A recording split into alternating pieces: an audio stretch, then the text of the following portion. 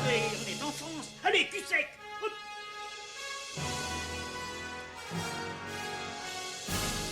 Personne ne veut le croire et pourtant c'est vrai, ils existent, ils sont là, Tarnatata.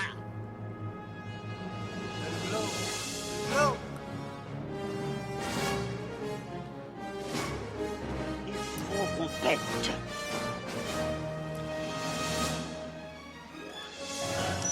Voyons, circuit branché, convecteur temporel temporisé. Bonjour, bienvenue sur Histoire d'en dire plus. Aujourd'hui, épisode un peu spécial puisqu'on va pas aborder un film, mais une série, un univers proposé par une société de production. On appelle ça les Universal Monsters. Et oui, les films de Dracula, les films de momie, les films de loup-garou, tous ces films-là ont été produits par la Universal Pictures entre 1923 et 1960. Allez, c'est parti mon kiki. Et oui, donc ces films que vous avez peut-être pas vus parce que c'est vraiment des vieux films en noir et blanc, sont à l'origine de tous les films d'horreur de maintenant et de tous les films de science-fiction aussi. C'était les débuts de la science-fiction au cinéma et ça a commencé dès 1923. Donc Universal Monsters ou Universal Horror. Moi par exemple je fais la collection des figurines pop de Universal Monsters parce qu'il y a une licence Universal Monsters où il y a, je vais vous les citer dans le podcast, donc je ne vais pas vous les citer, mais il y a plusieurs figurines qui représentent les monstres de la Universal Monsters. Donc cette série de films d'horreur, qui contient plus de 90 films quand même, hein, de suspense et de science-fiction, sont tous produits par la société de production cinématographique américaine Universal Pictures, entre 23 et 1960. Alors il y a eu plusieurs séquences à cette série de films, hein. 90 films c'est beaucoup, donc ça s'est étalé quand même sur plus de 40 ans, enfin quasiment 40 ans. Donc il s'est passé, le cinéma a beaucoup évolué entre 23 et 60. Il y a eu la couleur, il y a eu le son qui était bien meilleur. Donc, il y a eu une évolution. Voilà. Donc, les premiers films entre 1923 et 1932, Universal Pictures commence à produire des films de monstres dès le cinéma muet, en adaptant 2 romans français, Notre-Dame de Paris, en Le Bossu de Notre-Dame, en 1923, de Wallace Worley, et Le Fantôme de l'Opéra, pour Le Fantôme de l'Opéra en 1925 de Rupert Julian. Irving Thalberg est à l'origine du projet du Bossu de Notre-Dame. Il s'agit de la première production qu'il impulse chez Universal. Thalberg persuade Carl Lamm d'engager 1,5 million de dollars, un gros budget pour l'époque. Thalberg s'implique dans le projet. Il choisit lui-même l'acteur Lon Chaney pour interpréter Quasimodo. Le réalisateur Worsley est choisi après le refus de plusieurs autres. Le tournage dure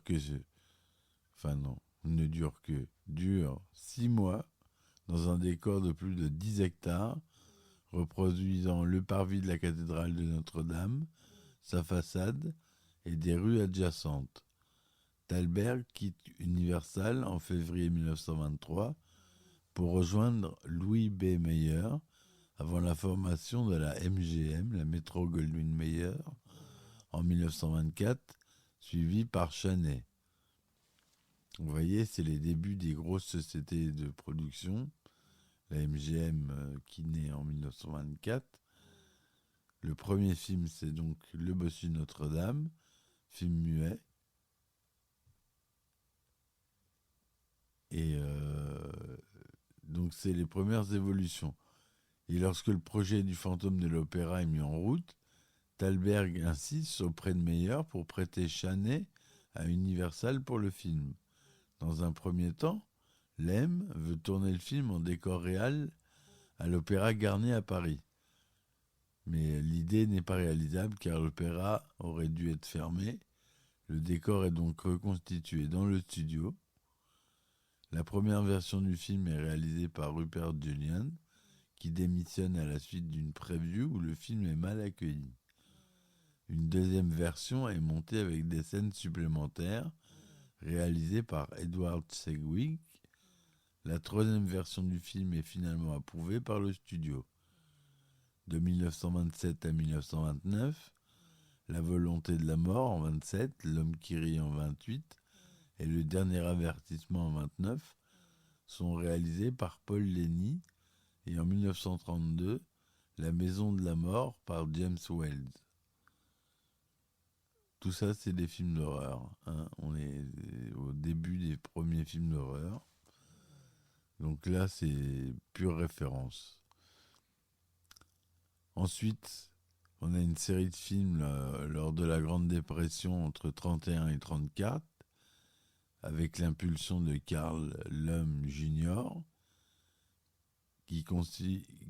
Carl Lem qui confie en 1929 la direction opérationnelle du studio à son fils. Le premier film de l'ère Lem Jr. est Dracula en 1931 en version anglophone et Dracula en 1931 en version hispanophone, une adaptation du roman de Bram Stoker, donc premier film sur le Dracula en 1931 avec notre chère Bela Lugosi. S'ensuivent ensuite Frankenstein en 1931 avec Boris Karloff. Ensuite, on a La Momie. Là, c'est la grande époque des grands monstres. En 1932, L'Homme invisible en 1933. Le Loup-garou en 1941. Le fantôme de l'opéra de nouveau en 1943. Et pour finir, L'étrange créature du lac Noir en 1954. Voilà, cette série de films qui est faite pendant la dépression est celle qui sera la référence actuelle pour tous les films de science-fiction. Tous les grands réalisateurs aiment ces films. Ça, c'est une réalité. Avec Boris Karloff, Bela Lugosi, que des grands acteurs. C'était vraiment une grande époque du cinéma, cette époque-là.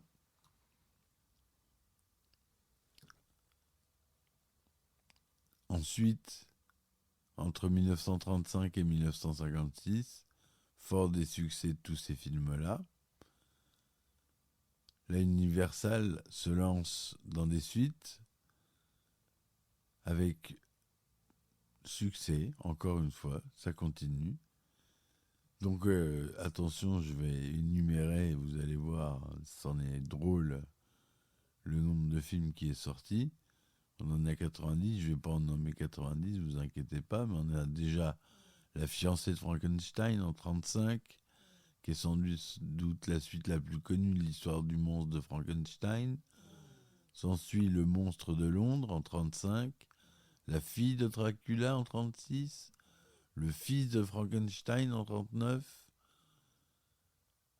Le retour de l'homme invisible en 1940, La main de la momie en 1940, La femme invisible toujours en 1940, Le fantôme de Frankenstein en 1942, L'agent invisible contre la Gestapo en 1942 encore, La tombe de la momie en 1942 toujours, Frankenstein rencontre le loup-garou en 1943, Le fils de Dracula, La vengeance de l'homme invisible, La maison de Frankenstein, Le fantôme de la momie, La malédiction de la momie, La maison de Dracula, She-Wolf of London, La revanche de la créature du lac, et La créature est parmi nous, en 56. Voilà pour les suites de tous ces films-là, pour la période entre 35 et 56. On appelle l'âge d'or entre 1930 et 1940. De nombreux films font leur apparition, dont Double assassinat dans la rue Morgue en 1932, Le chat noir en 1934, Le corbeau en 1935, Le rayon invisible en 1936, Vendredi 13 en 1940 et La femme gorille en 1943. Il y a un hommage d'ailleurs dans la série The Big Bang Theory à La femme gorille, où Penny, le personnage qui joue Penny, l'actrice qui joue Penny, tourne dans un film, son personnage tourne dans un film où elle est déguisée en femme gorille. Voilà. À partir de 1950, les monstres évoluent et le cinéma se retourne vers des créatures géantes, comme Tarantula en 1955, Le peuple de l'enfer en 1956 et La chose surgit des ténèbres en 1957. Les films de la Universal ont inspiré un bon nombre de réalisateurs. Et là, je vais vous citer ceux dont je vous parlais tout à l'heure. Tim Burton, Francis Ford Coppola, Stephen Sommers. Parmi les films de la nouvelle génération figurent Dracula de 1979, Le loup-garou de Londres 1981, Hurlement, dont j'ai fait un podcast, le dernier podcast. La promise en 85, Dracula en 92, de Francis Ford Coppola, avec Gary Oldman. Frankenstein en 1995 avec Robert De Niro. La momie en 1999 avec Brendan Fraser de Stephen Sommers. Holloman de Paul Verhoeven. Le retour de la momie. Van Helsing, pas très bon film. Le fantôme de l'opéra en 2004. Holloman 2 en 2008. La momie 3 en 2008. Wolfman en 2010. Ou encore la trilogie de Dracula 2001, produit par Wes Craven. Et il y a aussi eu le téléfilm L'antre de Frankenstein, réalisé en 1997. Et bien entendu, les films de la Hammer. La Hammer, c'est une société de production britannique fondée par William Innes et Enrique Carreras en 1934, spécialisée dans les films fantastiques, horreur et aventure, durant les années 50 et 60, qui sont restés célèbres. De 1931 à 1942, Universal produit des films autour de différents mondes de la littérature, ainsi que des suites, mais sans jamais faire se rencontrer les personnages des différentes sagas. C'est avec le film Frankenstein qu'on rencontre le loup-garou, sorti en 1943, que les producteurs se font rencontrer le monstre de Frankenstein et le loup-garou présenté dans leur film précédent, et donc commencent à créer un univers. Puis en 1944, avec la maison de Frankenstein, suivie par la maison de Dracula en 1945, c'est le comte Dracula qui s'ajoute à la liste. La saga aurait pu s'arrêter là, mais au milieu des années 40, les producteurs du duo comique américain Abbott et Costello, surnommés en France les Denigo, décident de faire jouer les acteurs face aux monstres d'Universal. Si certains films comme Denigo et la momie n'ont aucun lien scénaristique avec les films sur ce même monstre, le film Denigo contre Frankenstein prend en compte la trame scénaristique des précédents volets, au point que plusieurs interprètes de ces monstres reprennent le rôle qu'ils avaient. C'est aussi avec ce même film que la trame de l'homme invisible s'ajoute à la saga, car on peut entendre un caméo de Vincent Price qui reprend le rôle qu'il avait dans Le Retour de l'homme invisible. La saga se termina en 1951 avec Denis Go contre l'homme invisible, mais le duo américain joueront deux personnages différents du précédent film. Néanmoins, le scénario prend en compte que le créateur du sérum d'invisibilité n'est autre que le docteur Jack Griffin, joué par l'acteur Claude Rains de L'Homme Invisible, sorti en 1933. Une photo de ce personnage extraite de ce film est même d'ailleurs présentée aux spectateurs. Donc, on a 15 films de cette série. Je ne vais pas tous vous les citer, mais on a Dracula, Frankenstein. Je les ai déjà cités. Il y a eu un renouveau, le Dark Universe, entre 2017 et 2019. En octobre 2013, Roberto Orci était en discussion avec IGN, laissant entendre que La Momie et Van Helsing seraient dans un univers partagé. Les nouveaux développements ont été confirmés en juillet 2014, lorsqu'Universal a annoncé qu'ils avaient approché Alex Kurtzman et Chris Morgan pour développer tous les monstres des films d'horreur classiques qui incluent Frankenstein, Dracula, le loup-garou, la créature du lac noir, l'homme invisible, la fiancée de Frankenstein et la momie. La momie est le premier en développement. En décembre 2014, Universal a embauché Jay Bazu pour écrire un film non divulgué pour l'univers partagé. Le président d'Universal, dans une interview en novembre, a déclaré que les nouveaux films seraient plus action-aventure plutôt qu'horreur et seraient fixés dans le cadre actuel afin de réinventer et de les réintroduire à un public contemporain. En août 2015, Alex Kurtzman a annoncé que la nouvelle série de films sera un mélange d'horreur avec d'autres genres fictifs. Après l'échec critique de Dracula Untold en 2014, le premier opus de la nouvelle franchise est La Momie, sorti le 7 juin 2017. Le nom de l'univers est annoncé en mai 2017, Dark Universe. Il est annoncé que le film suivant devait être un remake de La fiancée de Frankenstein, qui sera mis en scène par Bill Condon. À la suite de l'échec du film La Momie, les projets de remake de la franchise Frankenstein et L'Homme Invisible, ainsi que le Dark Universe lui-même, sont définitivement annulés. Et oui, ça c'est fini en août boudin, malheureusement. Mais ça a été une sacrée saga de films. Ils valent tous le coup d'être vus pour votre culture cinématographique. Si vous aimez le cinéma, si vous m'écoutez, c'est que vous aimez le cinéma, je suppose. Donc voilà. J'espère que ce podcast vous aura plu. Je vous remercie de m'avoir écouté. Continuez à me supporter sur mes différents supports comme Ulule, Patreon et Tipeee. Je mets les liens en description. Je vous remercie. Je vous dis à très vite. Et à ciao ciao.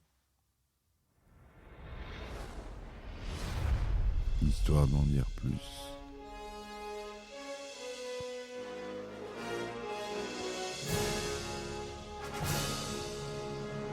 Eh ben attendez, on est en France. Allez, cul sec. Hop.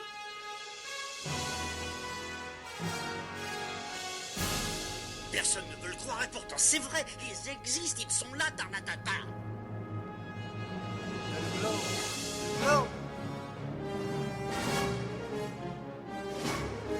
Il faut qu'on pète.